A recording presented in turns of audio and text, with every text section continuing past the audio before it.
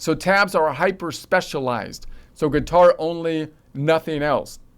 So it doesn't translate to piano, bass, drums, voice, or digital tools. So if we're working specifically with tablature, we're really working on fingering something for a particular tune. It's kind of a nice way to say, this is exactly where you put your fingers for a particular melody. But it's not going to be useful when we expand it out to something more specific, like writing more complex things in a DAW system. So notice the sheet music also isn't perfect, isn't great for today's world, writing music universal for multiple instruments like bass, drum, and so on, voice, as is a DAW system. The DAW system needs to be universal so that we can compose with whatever instrument we're using, which might just simply be the computer as the instrument of composition instead of what used to be the piano or the guitar. And then we can deviate from that to tablature that could be specific for a particular instrument so that we can practice one particular thing, like mirroring a particular melody, saying this is exactly where you put your fingers. So unlike grids, numbers, or Nashville notation, tab is locked to one instrument. So reinforces finger memorization rather than musical understanding. So one of the problems with tablature is, of course, we're just mirroring.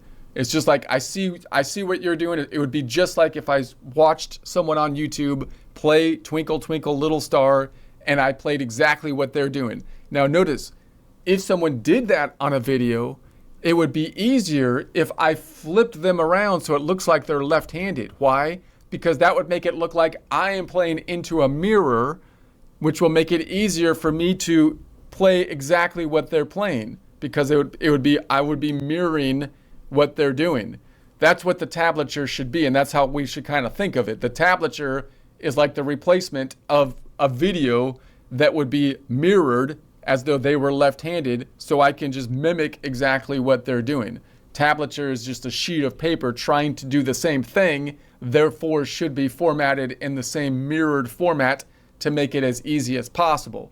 But it's not the thing that we need to really learn conceptually, because it's not telling us anything about chords. It's not telling us the melody or why it works, or the Nashville numbers, or the notes that are in the collection. It's not telling us the actual notes, and it's not telling us the relative position of the notes. So chords in tab, so you can show them, yes, but poorly. So in other words, when we're looking at the tablature, it's usually best for like the melody that we're going to be basically putting in play, meaning not chords that have 3 notes on a line, at least triads or larger chords, because you can't really see the chord structure. And we have the similar problem with the tablature there that we do in sheet music as well as the DAW system, meaning when you write a chord in some kind of stacked format, then it's hard for people that don't understand the instrument or music theory to know what exactly that chord is. In other words, even if it was in sheet music or in the DAW, you're going to see 3 dots on the same row, and then you're going to say, well, what chord is that? Is it a C major? You have to figure out what chord it is by the 3 dots, instead of saying this is a C major chord, right?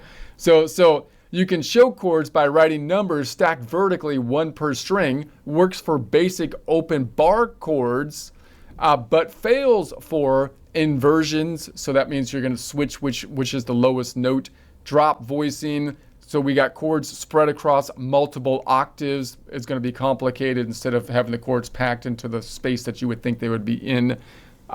It's for jazz voicings and so on, gets complex. So obviously if we get a more complex system like the melody, which is something that's really important, that's an important part of the song, is going to be easier for us. But when we get into the chord layout, that sometimes you might want to have like the words of the song and the chords written on top in like chord structure. Now, we would like to have, in a DAW system or something, the ability to say, this is the relative position that we're playing, as well as the chords. So I should be able to say, in one row, I'm either playing a singular note or a chord that represents 1 octave of information. That would be the DAW system that would allow us for more complicated systems. However, that still means that the tablature has its place, but it has its specific place, and it still could be better designed than it currently is. So is that stacking or not? Yes, but it's crude, meaning the guitar tab is different than kind of the stacking in a DAW because it's stacking based on the string structure of the guitar, which isn't completely even or is not the same as stacking in a DAW system. In other words, a DAW system or like a sheet music is going to name the sharps and flats, so you have that system because that's gonna be different in terms of which collection of notes, which is not optimal really because it doesn't make a lot of sense for all instruments. Whereas the DAW makes sense because it's going to have 12 notes, right? And they're equally spaced out. So then when I stack the notes, then it's going to be a universal spacing. Now, the guitar, however, has 6 strings, and they're not spaced, so we don't have 12 different strings that's going to show the stacking in that format. So it is kind of like a form of stacking, but it's not like it's going up one note at a time, and there's a kink in the tuning, so it's not even uniform distance between the strings all the way through. So the tab stacks chords vertically, but only by coincidence and string alignment. So no way to abstract or reuse a chord shape logically, no visualization of inversions, color, or function. So again, the stacking really doesn't give you any information about like the chord from a theory standpoint. It does from a shape standpoint. You can kind of memorize that shape is a particular, like a C major chord or something like that, but it's not showing you the distance. In other words, a DAW system like this, if I see something like this, it was a C, E, and G, and I see the distance here, I'm like, oh, okay, that's going to be a major third, and this is a 7-note away. See, I can kind of count that out. 1, 2, 3, 4 notes away, 4-note away, major third, 5, 6, 7. This is a 7-note away, perfect fifth. So the DAW still is a problem because if I don't know that, or even if I do know that, I have to count it out and say, well, is that a C major? Let me look at the distance. What is this? A D? Is it going to be a D Dorian? Because I have to count that out because 1, 2, 3, because this third is like 3 away, and so on and so forth. So we would like to have a system where this whole thing could be compressed so that I can write this as simply C major or just an Ionian chord, for example, and this would be a D minor 7 or something like that, or a Dorian chord would be nice.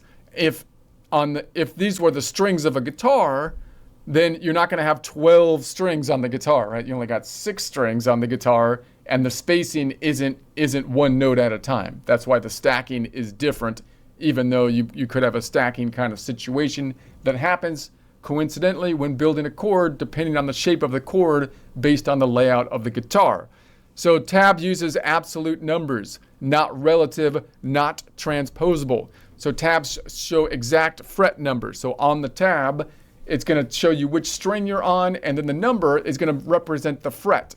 So notice what that does not show you. It doesn't show you the note that you're on, which could be useful. Like it might see it'd be nice to know if it was a C or a D or something like that. Or even more better, in my perspective, would be to show what relative position, what Nashville number are you on, what Ionian or note are you on? Are you on the Ionian, Dorian, Phrygian, Lydian, and so on? So if you change the key, you must rewrite every number. In other words, if you wrote everything from the perspective of the modal points, then everything is automatically transposable. But if you're writing specific locations on the guitar by fret and string, X and Y axis, then you have to rewrite everything. Now it should be all shiftable. You should have in a modern system, in a computer, everything should be shiftable. Here's how the song is written from this perspective of C major or C Dorian or whatever it is, and then you should be able to shift it up and back through all 12 collections of 7 notes, because the guitar, unlike the piano, is totally symmetrical. But Nashville numbers 1, 3, 5 instantly transposable. So tab locks you to one position, one key, and one fingering.